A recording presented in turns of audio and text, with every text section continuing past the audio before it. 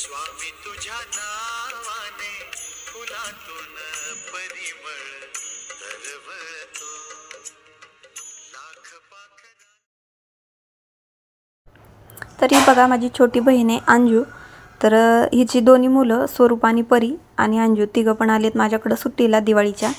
तर चला आता बघू काय काय होतंय दिवसभरात. चाललंय मसाला भाजायला, मसाला करायचा आहे. तर हे आले हिच्याकडूनच मसाला भाजून घेतलाय. सगळं तळून झालंय, आता फक्त मिरच्या राहिल्यात बाकी. हे दाखव ना. बघा इथं साईडला मी भाजी बनवून घेतली तोपर्यंत. हा जो काळा मसाला बनवायचा आहे तो हॉटेलसाठी बनवायचा आहे, त्याच्यामुळे हे जे मसाले आहेत खडे मसाले ते कमी वापरलेले, कारण तिखट जास्त होतं मग त्यामुळे. तर इथं 3 किलोचा मसाला करायचा आहे बघा. थोड्या थोड्या अशा मिरच्या बसतील तेवढ्या भाजायला चालू.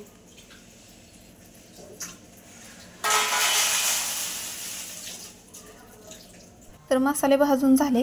त्यानंतर आम्ही घेतले इथं गुलाबजाम बनवायला. रात्रीच खावा आणून ठेवला होता.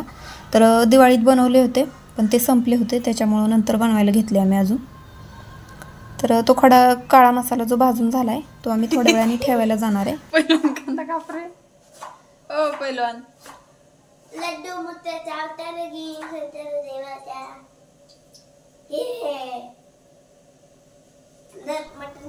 तर इथं चालली हॉटेलची तयारी आणि गुलाबजाम पण बनवायला चालू आहेत. आणि हे गोल असे गुलाबजाम बनवून देते आणि मी तळून घेते, म्हणजे पटकन आवरलं आमचं. आणि सोबत पाक पण बनवून ठेवला होता, त्याच्यामुळं अगदी पटकन असे झाले गुलाबजाम. हे बघा एकदमच छान दिसत आहेत आणि एकदम मुरले पण व्यवस्थित.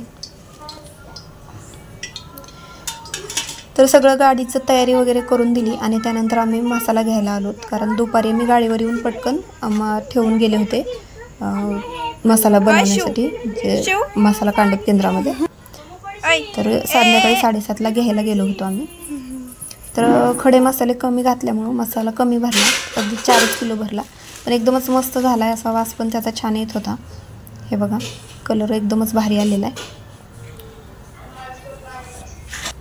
तर व्हिडिओ कसे वाटतात ते कमेंट करून नक्की सांगत जा. लाईक करा आपल्या व्हिडिओला, शेअर करा आणि चॅनलला सबस्क्राईब करा.